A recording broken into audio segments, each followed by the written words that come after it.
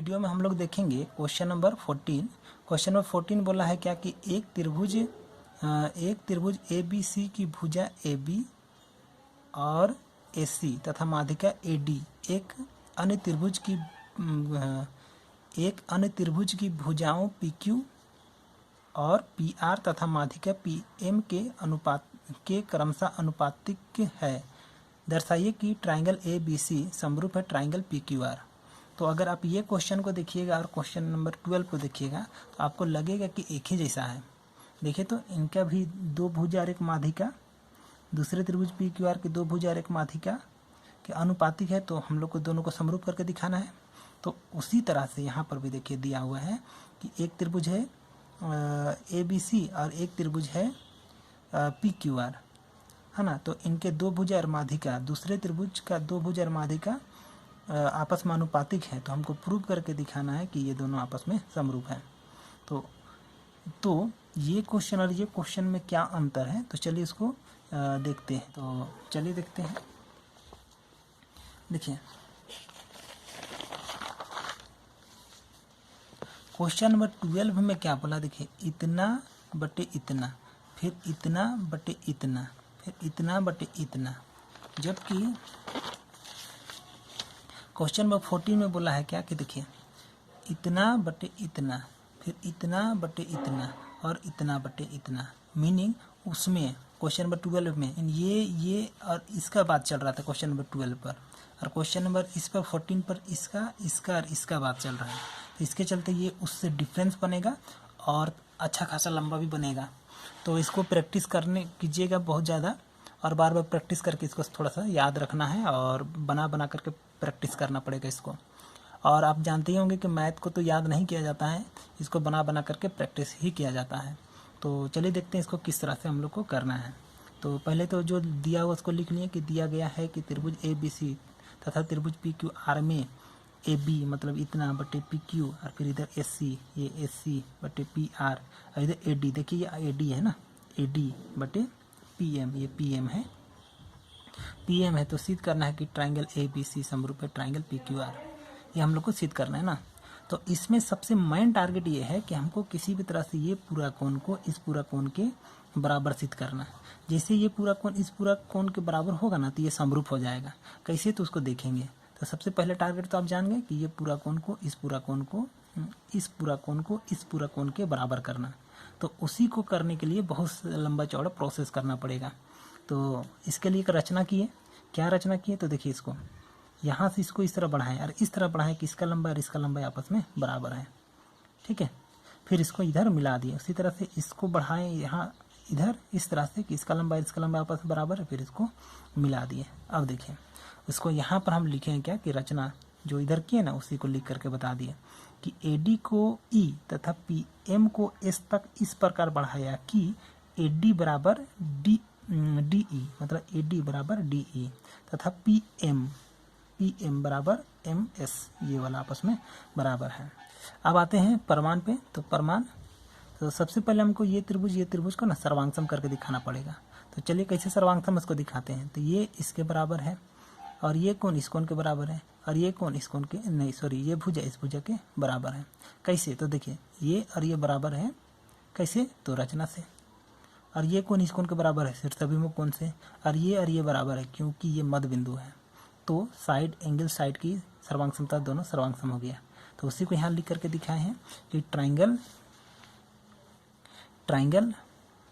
B D E ये वाला में और ट्राइंगल ए डी सी में, इसमें देखिए तो डी ई ये वाला इक्वल टू ए डी ये वाला, मतलब ये और ये आपस में बराबर है।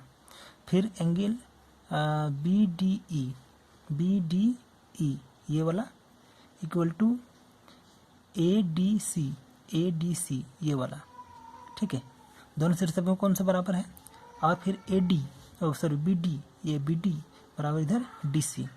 तो साइड एंगल साइड की सर्वांगसमता से दोनों त्रिभुज ये त्रिभुज सर्वांगसम हो गया।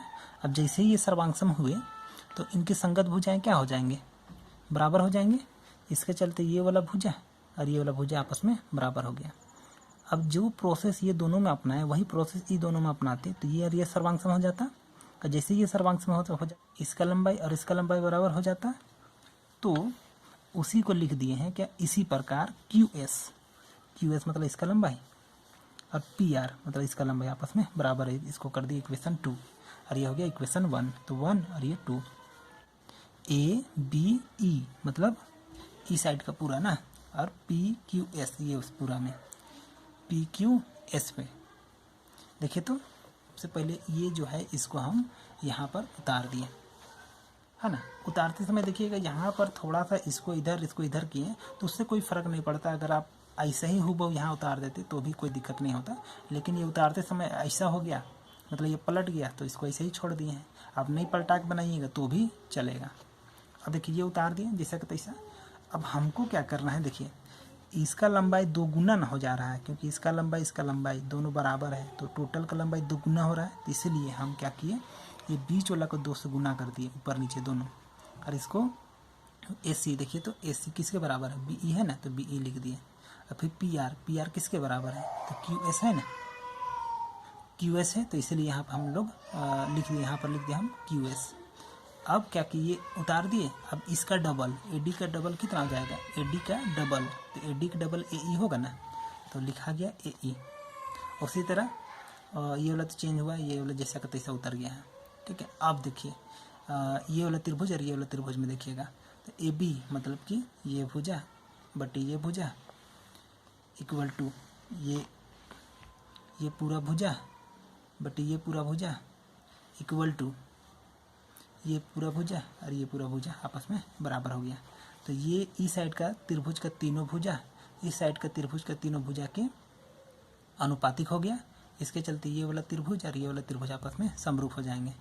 अब जैसे समरूप होगा तो ये कोण इस कोण के बराबर होगा ना, तो उसी को लिखे हैं कि साइड की समरूपता से दोनों को समरूप दिखा दिए। और जैसे समरूप हुआ तो कोण BAD मतलब कि ये छोटा वाला BAD मतलब ये छोटा वाला कोण QPM मतलब ये छोटा वाला, दोनों को हम लोग बराबर कर दिए।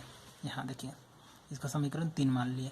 अब इसी प्रकार मतलब ये टोटल जितना भी हम लोग ये रचना किए, प्रोसेस किए, तो ये कोण छोटा वाला को छोटा वाला के बराबर किए, तो यही वाला प्रोसेस इधर रचना करके करते तो ये कोण इस कोण के बराबर आ जाता है। तो उतना लंबा चौड़ा नहीं करना है, तो सीधे लिखेंगे इसी प्रकार ये छोटा वाला इस छोटा वाला के बराबर हो गया, बराबर होगा। तो उसी को लिखें इसी प्रकार ये CAD ये छोटा वाला बराबर हो जाएगा RPM का, ये दोनों आपस में बराबर हो गया। अब ये दोनों को जोड़ दिए, जैसे जोड़िएगा तो ये छोटा वाला इस छोटा वाला और ये वाला आपस में बराबर है ना, तो जैसे जोड़िएगा तो ये पूरा नहीं आएगा। देखिए तो इसको और इसको जोड़िएगा तो टोटल आ जाएगा ना। उसी तरह ये छोटा वाला और ये छोटा वाला जोड़ेंगे तो पूरा आ जाएगा ना, तो उसी को लिखे हैं। तो बहुत ज़्यादा लंबा हो जा रहा था इसीलिए शॉर्ट में थोड़ा लिख दिए कि समीकरण 3 और 4 को जोड़ने पर angle A equal to angle P। तो समझ में आ गया ये वाला यहाँ तक। तो जैसे कि पहले वीडियो का शुरू में ही बताए थे कि हम लोग का मेन टारगेट है कि ये वाला को इसके बराबर सिद्ध करना, और जैसे ही बराबर होगा तो हम लोग का आसानी से बन जाएगा। तो बराबर हो चुका है अभी तक हम लोग का। अब आते हैं अगला प्रोसेस पे। अब देखिए इधर बना दिए हैं अब त्रिभुज ABC मतलब कि ये बड़ा वाला त्रिभुज पर और फिर ये वाला त्रिभुज पर PQR में। देखिए तो ये 2 पार्ट तो हम लोग को दिया हुआ है, ये और ये दिया हुआ है ना, तो उसी को यहाँ पर उतार दिए और ये एंगल A और एंगल P दोनों को बराबर सिद्ध किए यहाँ पर, है ना।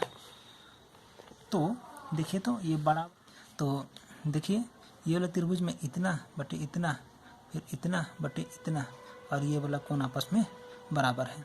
तो साइड की समरूपता से दोनों समरूप हो गया, तो उसी को लिखें यहाँ पर साइड की समरूपता से त्रिभुज ABC समरूप है त्रिभुज PQR। तो देख ही सकते हैं ये क्वेश्चन कितना लंबा बना। तो लंबा बनने के कारण ये क्वेश्चन आना चाहिए था 6 नंबर में, लेकिन 6 नंबर वाला जितने भी क्वेश्चन वो फिक्स है। इसके चलते मैट्रिक में ये क्वेश्चन आने का संभावना एकदम बिल्कुल ही नहीं के बराबर है। लेकिन भी आपको इसको पढ़ना है, समझना है, क्योंकि अगर आप पढ़िएगा समझिएगा और इसको बना बना के प्रैक्टिस कीजिएगा तो आपका जो याददाश्त है और मैथ को सॉल्व करने का जो माइंड है, ठीक है, वो ज़्यादा डेवलप करेगा। इसके चलते ये क्वेश्चन को आपको बहुत अच्छा से ये करना है, प्रैक्टिस करना है और बनाना है। ऐसा नहीं कि बहुत बड़ा बन गया है, नहीं समझ में आया, इसको ऐसा सोच करके इसको छोड़िएगा तो और नहीं समझ में आएगा। देखिए बनता किससे, इंसान ही से ना बनता है। अगर हम एक इंसान होकर बना सकते हैं तो आप क्यों नहीं बना सकते हैं? ऐसा आपको सोचना है। और इसको अगर बड़ा बड़ा क्वेश्चन को बनाइएगा ना तो छोटा छोटा क्वेश्चन आप यूँ बहुत ईजिली से बना लीजिएगा। और एग्ज़ाम में मैट्रिक में आपका छोटा छोटा ही क्वेश्चन ज़्यादा आता है। तो इस तरह का क्वेश्चन अगर बना बना के प्रैक्टिस रहेगा तो उसको भी आप बहुत ही आसान से बना पाइएगा। तो इस वीडियो में इतना ही। और वीडियो अगर अच्छी लगी हो तो लाइक कर दीजिएगा और चैनल को सब्सक्राइब कर लीजिए ताकि आपको NCERT का पूरा नोट मिल सके।